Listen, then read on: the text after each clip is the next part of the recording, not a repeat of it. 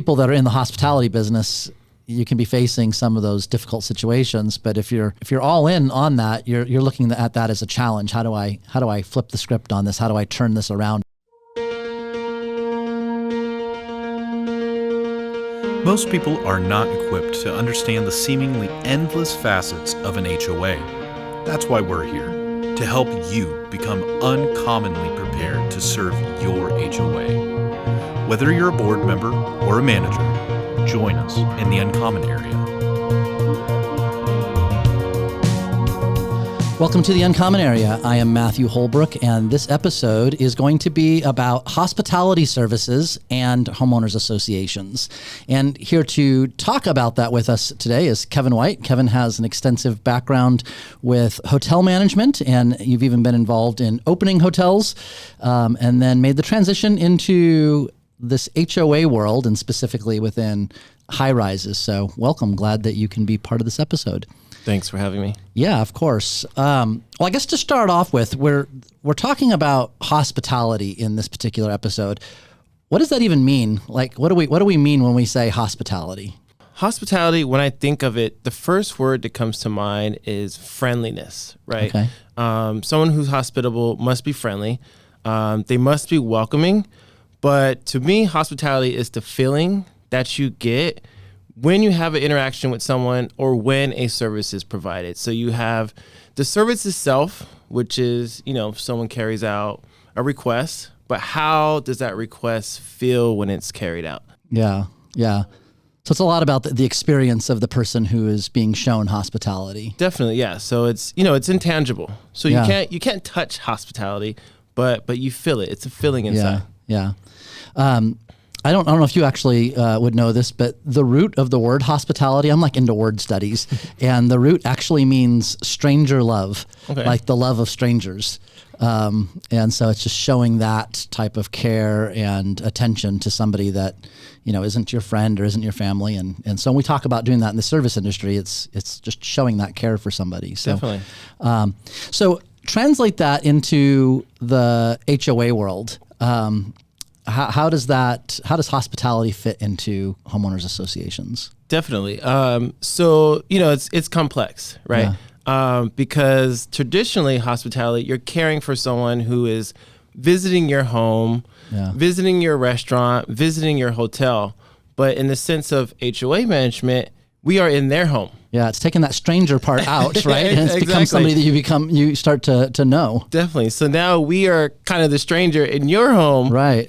Providing a service. So what we are there for in hospitality and HOA is, a lifestyle experience, especially in a high rise. People are there for, connections, right? They want these connections. They want convenience, right? They want the feel of community. So we're kind of that link. Yeah. Right. And we're there to help provide that experience that they are there for in the high-rise environment in particular.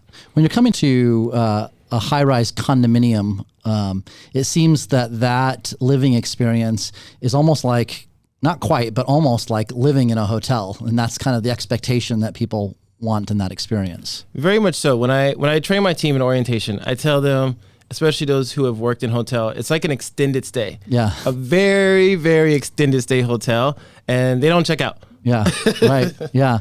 So, that's exactly kind of the dynamic there. Are there any other differences that you've noticed just between providing hospitality services in a hotel versus now in an HOA?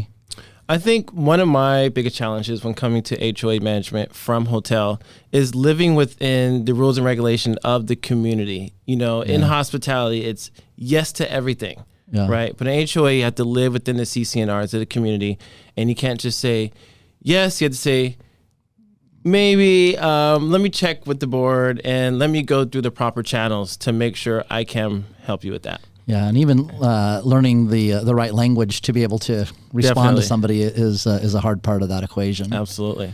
Yeah.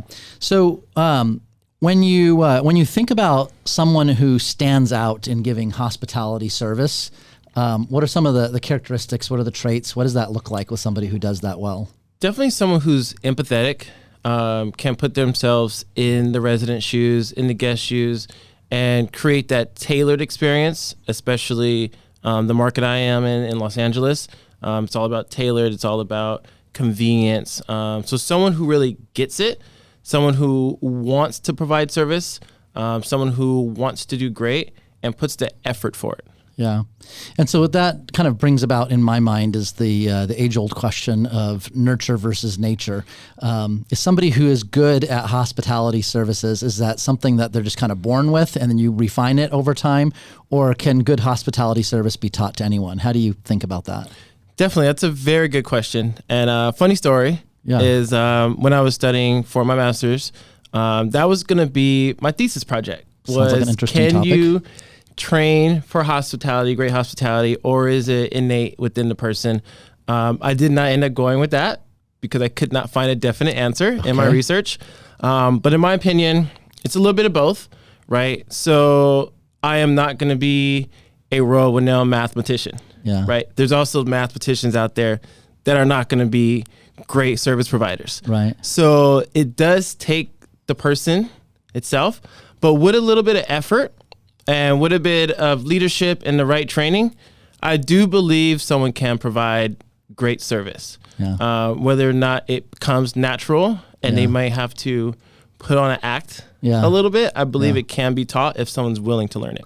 Yeah, there's that that genuine warmth that some people are just very good at communicating. Right. And others that might not come as naturally. Definitely. So, now that's really interesting. Well, I'm curious also about, are there certain things, as you think about hospitality, specifically in the context of an HOA, are there certain aspects of hospitality that you would say these should be true always? And then there are other things that maybe you might train to and on a more customized level based on a particular building or location? Absolutely. You have your constants, which, like I mentioned, friendliness, welcoming, being helpful, being attentive.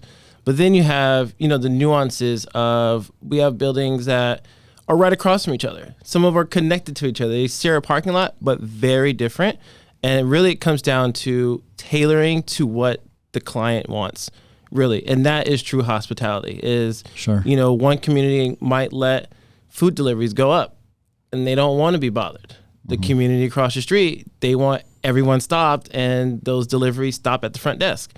And it's just the nuances of, getting to learn that and providing for the residents and for the client. Yeah, I feel like sometimes it's hard to grasp that good service doesn't always look the same. Right.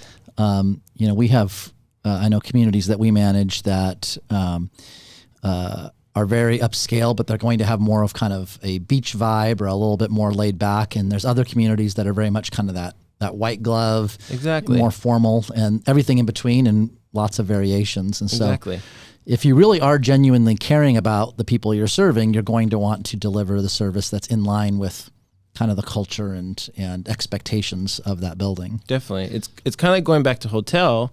You have brands, but within those brands, there's different variations, right? Yeah. But they all have their standards of the hospitality that's expected. And then there's just different levels of it depending on the brand that you stay at. Yeah. So do you think that hospitality impacts the culture of a community, or does the community culture impact how we do the hospitality? Which is the more important aspect? I answer both a lot. Yeah. And it depends. Those are my two favorite answers. I'm going to go with both. Like I mentioned, we have standards, right? Smile, make eye contact, greet everyone, come to attention. Those are going to be the standards of any community across the board. But within those communities, kids these days are saying vibe, right? So, so there's a different vibe each community has, and a different feeling when you walk into it. It's everything is as small as the smell when you enter. Certain communities have a certain smell as soon as you walk into the lobby. So there's definitely differences between, the community and the service that's expected, and then the service that's provided. Like you mentioned, a beach city, it's going to feel very different from a city downtown. Right. Yeah. You mentioned smell. A lot of associations actually, they pay to pump certain smells into their lobby or into their common areas, and that's part of their identity and the overall experience. Definitely. Yeah. You mentioned come to attention as part of one of those standards that's always going to be true. But what that come to attention is might be different from building to building, right? Precisely. So what do you mean by come to attention? We have some buildings where the front desk is required to stand. Mm-hmm. Whenever someone walks by, front desk will stand and greet whoever it is, whether they're walking outside to walk their dog or they're actually coming to visit the front desk for, some type of service. There's other buildings where, they aren't required to stand. The residents actually don't necessarily want the front desk to stand because it might be a little awkward.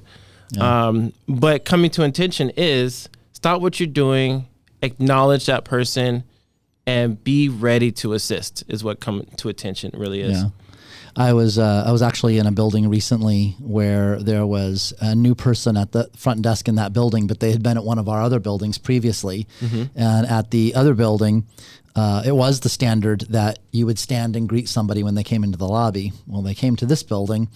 The board didn't want them to stand, but then they found it at first a little bit of a hard habit to break because they were so used to doing that. So that is important to understand those differences between buildings and, again, what's going to deliver the overall experience that's important to that building.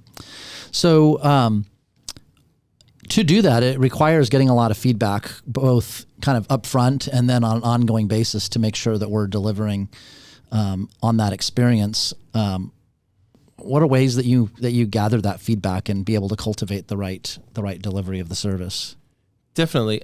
Feedback is crucial. It's a measurement of how well you're doing. If you don't get feedback, you don't know where you can improve, if you need to improve, and if you're doing a great job or if you could do a little bit better job, which I believe everyone can always do a little bit better. I think the key is observing interactions, which is something I do part of my job. I go to our buildings, I observe interactions between our residents and our team members, and I give them the feedback. This is what you did very well. This is an area you could do a little bit better upon. And I think it's key. And then just to following up with that, if it's an area that's challenging, hammer it in. We have one team member in particular, and she would always say, no problem. Mm-hmm. No problem, right? And I kept telling her, I would go time and time again. And finally, probably after about 6 months of me going back, she is now saying, absolutely, of course, anything but no problem. So it's good to see, that transition happen. Yeah, that's part of the development of culture is just having the right language that's communicating in the right way. Absolutely. What we want to deliver. What are the most common things that you would observe that if you saw someone that is performing maybe at a 3-star level and that they need to move from 3 stars to 5-star service, what are the most common areas that people need to improve on and then can make those adjustments? I think the biggest thing between a 3 and a 4 or a 4 and a 5, 3 and a 5 is anticipating the needs of the resident, anticipating the needs of the client. What is that other thing, that other service we could provide that they didn't come down for? Whether it's, they have a package and it's a heavy package. Don't just offer them a belt cart, offer to put it on the cart for them, offer to walk them to the elevator, allow them to, get to the elevator easily or whatever that might be. Yeah, that anticipation really comes back to this others-orientedness. Right. If somebody is just very self-focused, they're going to be just, how do I check the box and just get through my day? Most definitely. But somebody who is others-oriented is going to be looking for those types of things and able to anticipate how they might meet somebody's need. I think it really goes back to, like I said in the beginning, connections. Having that connection with that person. And like you said, not just doing your job, but being there to serve. Yeah. Outside of the hotel industry or specific hospitality, are there any other types of backgrounds that prepare somebody well for entering into the hospitality realm? As far as preparing someone for hospitality, like I mentioned in the beginning, anything where you're caring for people really is hospitality, whether that is in a hospital, right? Whether that is military prepares you for caring for people. Anything, just service-oriented positions. The restaurant industry, even something, Walmart, a greeter at Walmart. I've recruited people who are greeters at Walmart, and I got them up to our level of expectation, but they had that baseline hospitality in them. Yeah. I know that in Los Angeles, we have a fair number of people that fill those roles that are actually from like aspiring actors or people in the entertainment field. And those are people that are learning to use, their emotions and how they interact in certain ways to communicate a certain message. And I don't know, does that seem to translate well? Again, I think it goes back to that nature versus nurture. Some people have it innate in them, and you could get them to where you want to be. Those particular group of people, maybe they're faking it till they make it and acting a little bit, which sometimes is what it takes to get through a shift sometimes. Yeah. So when you think about the importance of hospitality and HOAs, we're kind of talking a lot here about what we might say front desk or lobby attendants, those types of positions. Are there other positions within a high-rise building that you think are really important to be well-trained in hospitality service? Absolutely. Anywhere where you're dealing with the residents, dealing with the people, whether that's art maintenance professionals, they come across our residents all the time. The manager themselves definitely come across, the residents. The managers have to deal with the front desk teams themselves and their teams throughout. So that's another, the internal customer per se, which is another level of hospitality as well. So anyone where, you come across people and you're dealing with people. When you do your training on hospitality, do you do a lot of role playing? Do you put people in positions where they have to actually act out a certain scenario? I do role playing. I play games. One of the games that I play is do say versus do not say. So instead of no problem, what could you say instead? Sure. So that's one of the games that I play, and I do the role playing. Someone will be the resident coming down to get a package, or maybe they have a leak, and how do you do this, and how do you do this empathetically? Yeah. And make them walk away with a smile. Yeah, yeah. So you've been doing this for a while in hotels and now in HOAs. What do you enjoy about hospitality service? Mostly, in my current position, I really enjoy the trainings. And the joy is seeing someone use what I trained them on in action. That it almost makes me want to tear a little bit. But when you see someone go from that 3-star to a 5-star, and then they keep it at a 5-star, that really is one of the biggest joys. Yeah, yeah. Well, even your answer, I think, is kind of speaking a little bit to your nurture versus nature. Like you say, it makes you even want to tear a little bit because you genuinely care about making a difference in people's lives and serving them in a way that makes a difference. And when you see somebody else learn how to do that well, obviously that's very gratifying to you. You ultimately, you can't do well in hospitality long term unless you're passionate about making a difference in people's lives. Definitely. Is that a fair thing to say? Absolutely. Anything else that people should know about hospitality service and HOAs? It's really about going that extra step, especially the way things are going. Hospitality traditional sense, it's dealing with people, but I find we're dealing with people a little less nowadays. You no longer have to go out to the restaurant to eat. You can have it delivered to your door. So you lose that interaction with the hosts. You lose that interaction with the servers. You lose that interaction of the plating of the meal, all those things that go into hospitality. So it's really how do we continue that in a world where we're kind of going away from hospitality. So it's finding those ways to take that extra step. And even it would seem that in today's world, there's a little bit more of a requirement to be a bit more bulletproof. I think I've commented on other episodes just about the seeming decrease in civility in our culture as a whole. And I know that sometimes people that are in the hospitality business, you can be facing some of those difficult situations. But if you're all in on that, you're looking at that as a challenge. How do I flip the script on this? How do I turn this around and from kind of a negative to a positive situation? Right, definitely. There's an age-old saying, "Kill them with kindness." Yeah. Right, which never really goes away. Yeah. It might look a little different. Find a way to not frown upside down. Yeah. If you will. Yeah.